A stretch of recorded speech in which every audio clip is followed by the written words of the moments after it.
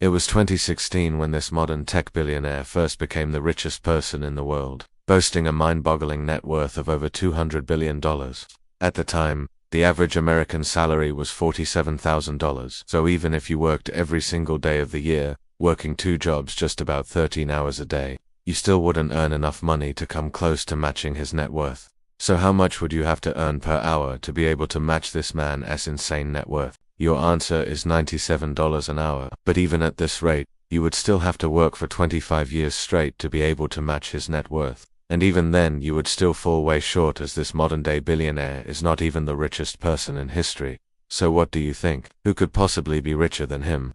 Well, the richest person in history is so rich that he can literally buy the entire GDP of some countries. Mansa Musa, a 13th century Muslim king, once controlled roughly 40% of the world's gold and roughly 20% of the world's trade. During his reign, Mansa ruled over the largest contiguous land empire in history. At the time, Africa was by far the most wealthy continent in the world, controlling almost half of all the gold in the world and roughly 1/3 of all the silver. This means that Mansa technically didn't even own the majority of the gold or silver within his own empire, but rather he owned a percentage of the world's supply. Because of this, we can estimate that his wealth was well over $400 billion in today's money. To put into perspective how wealthy he was, he earned roughly $300 million every week. But although Mansa Musa was undoubtedly the richest person in history, there is another contender for the title, one that's actually even more controversial. Genghis Khan, founder and great Khan of the Mongol Empire, has long been known as one of the most feared and ruthless conquerors in history. In fact, historians estimate that around 40 million people lost their lives during his conquests. However, what many don't realize is that he was also one of the richest men in history. As he conquered more land, he gathered more resources for himself. During his lifetime, he controlled roughly 20% of the world's total resources.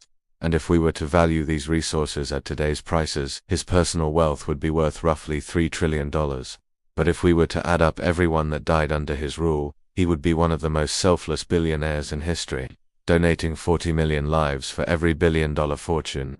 However, compared to the next man, both of these men seem like small fry. Augustus II, the only emperor of the Roman Empire, is said to have owned 1/25 of all the property in the empire.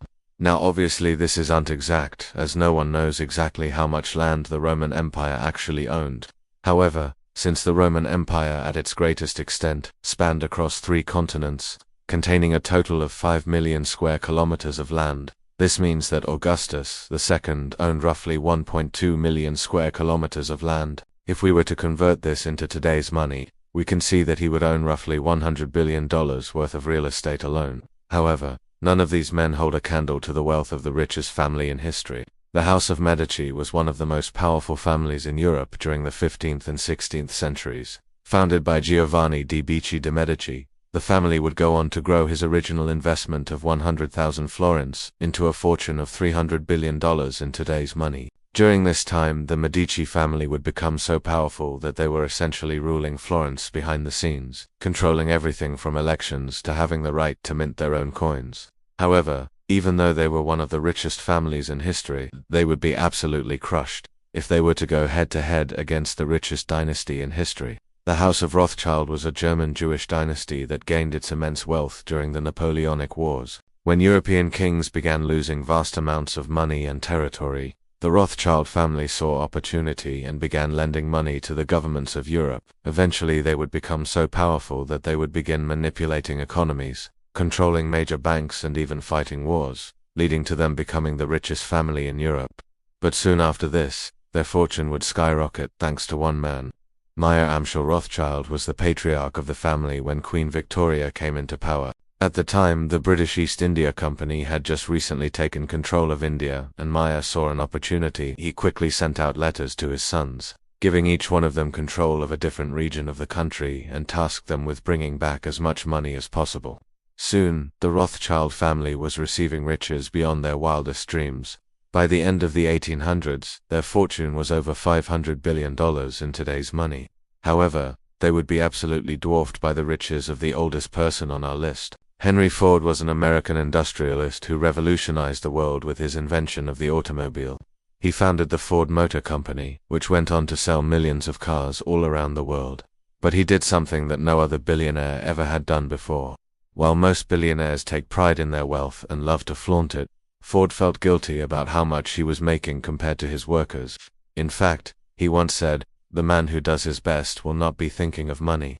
That's why he decided to double the wages of his workers, which at the time was unheard of. Most factory workers at the time made less than $2,000 a year, and when Ford doubled their pay, it caused other factories to follow suit. This one decision led to him accumulating a fortune worth nearly $2 trillion in today's money. At this point, you might be wondering how much money would you need to be the richest person in history. Well, it turns out you would need an absolutely absurd amount of money, roughly $3 trillion.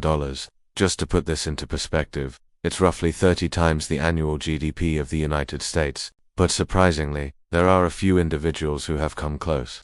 When Jeff Bezos became the CEO of Amazon, he was determined to make it the biggest company in the world. He built Amazon from the ground up, constantly expanding it and taking it to new heights.